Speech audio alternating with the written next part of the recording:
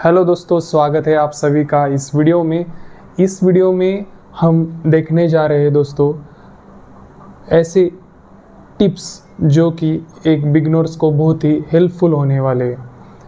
जो मैं बात कर रहा हूँ ऐसे लोग जिन्होंने अभी अभी जिम जाना स्टार्ट किया है, उनको बहुत सारे क्वेश्चन अपने दिमाग में आते होंगे कि कौन सी चीज़ करनी चाहिए, कौन सी चीज़ नहीं करनी चाहिए, या क्या गलत है क्या सही है, मतलब कौन सा वर्कआउट सही है या कौन सा वर्कआउट गलत है, मुझे क्या क्या फॉलो करना चाहिए, क्या अनफॉलो करना चाहिए।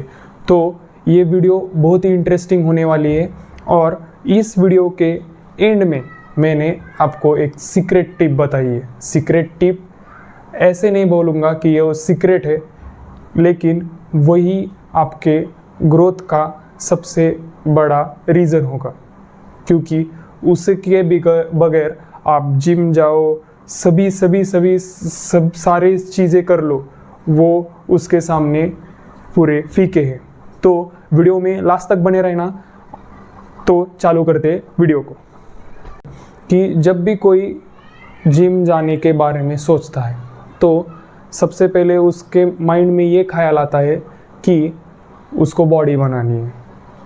मतलब ऐसा नहीं है कि बॉडी बनाना है मतलब सिर्फ वर्कआउट करने से बॉडी बनेगी। आपको ये भी ध्यान में रखना है कि उसको आप जब तक अच्छा डाइट नहीं दोगे तब तक आप कुछ भी अचीव नहीं कर पाओगे। तो सबसे पहला पॉइंट आपका आता है आपका डाइट। तो दोस्तों, मैं आपको एक बात बताता हूँ, क्योंकि मैं भी 2-2.5 साल से वर्कआउट करता हूँ। मतलब थोड़े दिन करा, बाद में स्किप किया, बाद में थोड़े दिन किया, बाद में स्किप किया, लेकिन अब मैं तकरीबन थोड़े ही दिन में मुझे 1 साल हो जाएगा कि 1 साल तक मैं कंटिन्यूअसली वर्कआउट कर रहा हूँ। वो होम वर्कआउट हो गया या जिम से वर्कआउट हो गया। तो इससे मुझे एक बात समझ में आई है कि वर्कआउट से पहले सबसे इम्पोर्टेंट चीज़ जो है वो है आपका डाइट। जब तक आप आपका डाइट नहीं इम्प्रूव करोगे तब तक आपको आपके बॉडी में चेंजेस नहीं मिलेंगे, आपको इम्प्रूवमेंट नहीं दिखेंगे। एक बात ध्यान में रखो, आपका डाइट, आप एक नॉर्मल जिम गोर होगे, आपको कोई बॉडी बिल्डिंग कंपटीशन नहीं करनी है, तभी भी आपको आपका डाइट इम्प्रूव करना पड़ेगा। आपको आपके डाइट को क्लीन रखना पड़ेगा। फास्ट फूड हो गया, फ्राइड फूड हो गया, बाद में स्ट्रीट फूड हो गया, आपको अवॉइड करना पड़ेगा। आपको हेल्दी ड्रिंक्स लेनी पड़ेगी, हेल्दी फूड खाना पड़ेगा, हाई प्रोटीन फूड खाना पड़ेगा, और उसके साथ साथ आपको माइक्रो न्यूट्रिएंट्स का भी ध्यान रखना पड़ेगा। तो मैं एक ऐसी चीज़ बता रहा हूँ जो कि बहुत सारे जिम गोवर्स, जो भी बिगनर्स हैं, वो अवॉइड करते हैं कि वो अपने माइक्रो न्यूट्रिएंट्स को ट्रैक नहीं करते। माइक्रो न्यूट्रिएंट्स को ट्रैक करना बहुत ही इम्पोर्टेंट चीज़ होती है दोस्तों, क्योंकि आपको ये पता है कि आपको जिम जाने के बाद प्रोटीन इंटेक आपका कंप्लीट करना है। डाइट का जब भी कोई भी सोचता है तो प्रोटीन इंटेक कंप्लीट करना सबसे पहली प्रायोरिटी होती है, लेकिन प्रोटीन इंटेक के साथ साथ आपको हेल्दी फैट्स भी लेने पड़ेंगे, हेल्दी कार्बोहाइड्रेट्स भी लेने पड़ेंगे, उसके साथ साथ आपको विटामिन्स भी लेने पड़ेंगे। क्योंकि जब तक आप एक मल्टीविटामिन्स नहीं लेंगे, मैं ऐसे नहीं बोल रहा हूँ कि आप मल्टीविटामिन्स की कैप्सूल लो या फिश ऑयल लो या और क्या होता है अश्वगंधा लो, शिलाजीत लो, ऐसे मैं नहीं बोल रहा। आपकी पॉकेट अलाउ करती है तो आप वो ले सकते हैं, आपकी पॉकेट नहीं अलाउ करती है तो आपको नेचुरल फूड के थ्रू, मतलब फूड के थ्रू आपको विटामिन्स लेने पड़ेंगे।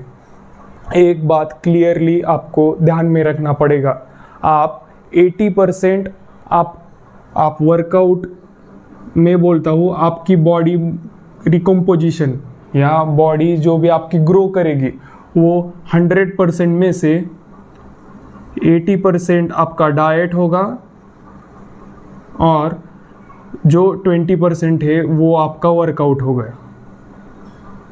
एक चीज़ ध्यान में रखिए, क्योंकि आपका डाइट बहुत इम्पोर्टेंट रोल प्ले करता है आपके बॉडी को इम्प्रूव करने में।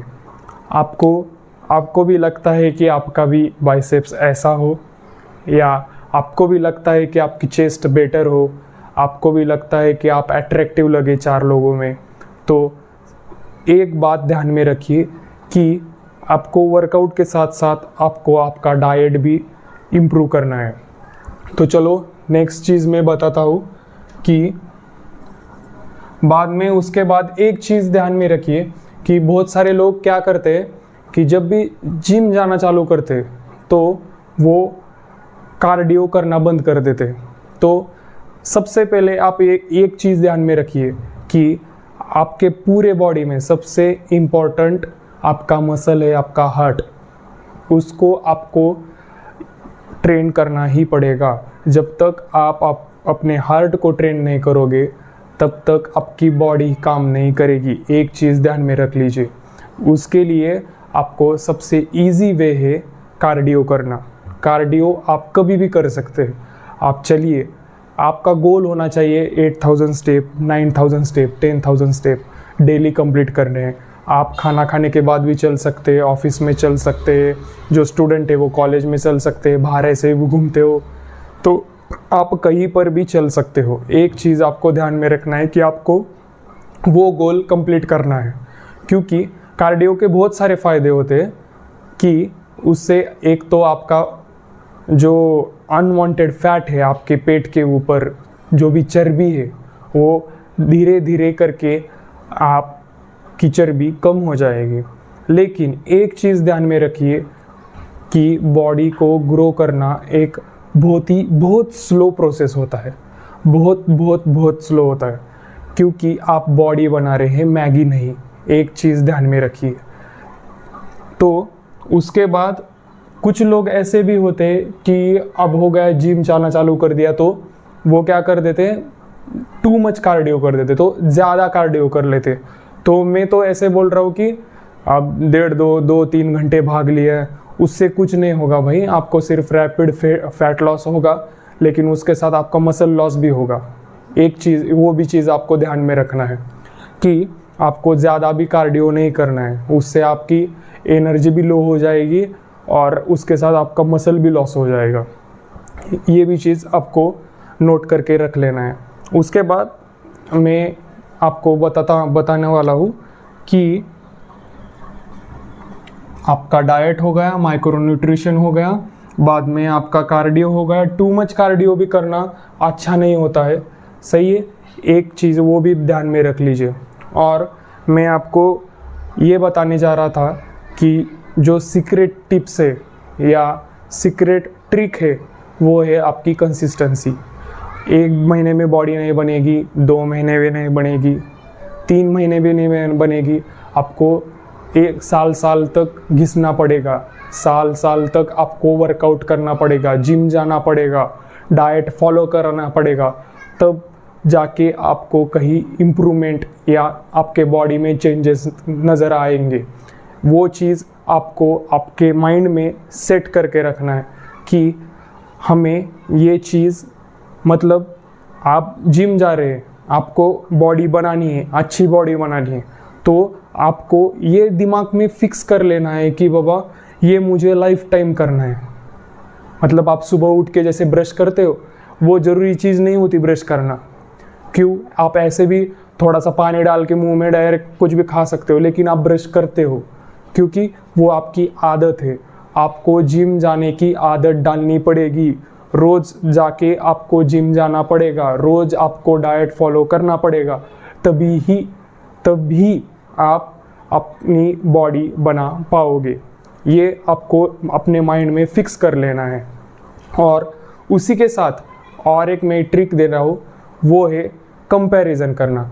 अब देखो कैसे होता है, जब भी मैं बिगिनर हूँ, तो मैं किसी भी बॉडी बिल्डर या एथलीट को देखता हूँ तो मुझे लगता है कि भाई यार मेरी भी बॉडी ऐसी होनी चाहिए, मेरी भी बॉडी उसके जैसी होनी चाहिए, मेरा भी बाइसेप्स उसके जैसा तगड़ा होना चाहिए, मेरी भी बैक तगड़ी वाइड होनी चाहिए, एस्थेटिक बैक होनी चाहिए। लेकिन भाई उसने 10-10 साल उसके ऊपर काम किया होता है, वो भी उसको एक दिन में उसकी बॉडी नहीं बनी है। उसकी बाइसेप ग्रो 1 या 2 महीने में नहीं हुई है, उसको सालों साल तक उसने काम किया है उसके ऊपर, तभी जाके उसको वो रिज़ल्ट मिला है। इसी के लिए मैं बोल रहा हूँ कि कंपैरिजन नहीं करना है। आप जिम में जाने के बाद कंपैरिजन सिर्फ अपने आप से करोगे। आपका कल का वर्जन और आज का वर्जन ये मैटर करेगा कि आप इम्प्रूव कर रहे हो या नहीं। आपको जो भी ग्रोथ दिख रही है वो आपके कल के वर्जन में और आज के वर्जन में होगा। ये आपको अपने माइंड में फिक्स कर लेना है। तो मैं यही है स्टार्टिंग की सारे जो टिप्स है और ट्रिक्स है, ज़्यादा कुछ नहीं, ज़्यादा आप ये मत घुसा डालो अपने दिमाग में। मैं आपको और एक बताता हूँ थोड़े से। और हाँ, मैं आपको एक भी बात बताने जा रहा हूँ, जो भी बिगिनर्स होते तो मैं अभी क्या बोल रहा था, कंपैरिजन करना। अभी जिम में कोई भी एक है, लड़का है लड़की है, कोई भी है, आपको दिख रहा है कि वो 20 केजी का डंबल उठा रहा है, डेडलिफ्ट मारा है 100 150 केजी की, तो भाई कंपैरिजन के चक्कर में ईगो लिफ्टिंग नहीं करनी है। ईगो लिफ्टिंग के बहुत सारे नुकसान होते हैं। एक ईगो लिफ्टिंग ये भी पॉइंट आपको, ईगो लिफ्टिंग करना बहुत ही डेंजरस हो सकता है, क्योंकि इससे आपको एक तो इंजरी होगी और उसके साथ आपका मसल भी लॉस होगा। ये चीज़ आपको ध्यान में रखना है। जैसे ही आपको इंजरी होगी आप वर्कआउट नहीं कर पाओगे, उससे क्या होगा, आपका मसल जो भी ग्रोथ हुआ है वो चला जाएगा, आपका फ़ायदा कुछ नहीं होगा, बल्कि आपका उल्टा आपका पैसा भी चला जाएगा। ये चीज़ आपको ध्यान में रखना है। उसके बाद मैं और एक आपको बताता हूँ चीज़ जो कि बहुत ही इम्पोर्टेंट है, कि आपको अपना ट्रेनिंग प्लान सेलेक्ट करना पड़ेगा। आपको दूसरे के हिसाब से ट्रेनिंग प्लान नहीं बनाना है, खुद का ट्रेनिंग प्लान बनाना पड़ेगा। ब्रो स्प्लिट या पुश पुल लेग आप कैसे भी कर सकते हैं, दोनों में से आप कौन सा भी ट्रेनिंग प्लान सेलेक्ट कर सकते हैं। मैं तो बिगिनर्स को यही सलाह दूंगा कि आप ब्रो स्प्लिट थ्रू कर सकते हो, लेकिन मैं खुद पुश पुल लेग फॉलो करता हूँ, तो मुझे उससे ज़्यादा इम्प्रूवमेंट या फ़र्क महसूस हुआ है। इसके कारण मैं बोल रहा हूँ कि मैं पहले ब्रो स्प्लिट ही करता था। ब्रो स्प्लिट मतलब हर डे हर बॉडी पार्ट, मतलब 1 डे 1 बॉडी पार्ट। लेकिन पुश पुल लेग में अलग होता है ज़रा सा, उसके भी ऊपर वीडियो बनाएंगे, वो भी वीडियो आपको चैनल के ऊपर मिल जाएगा।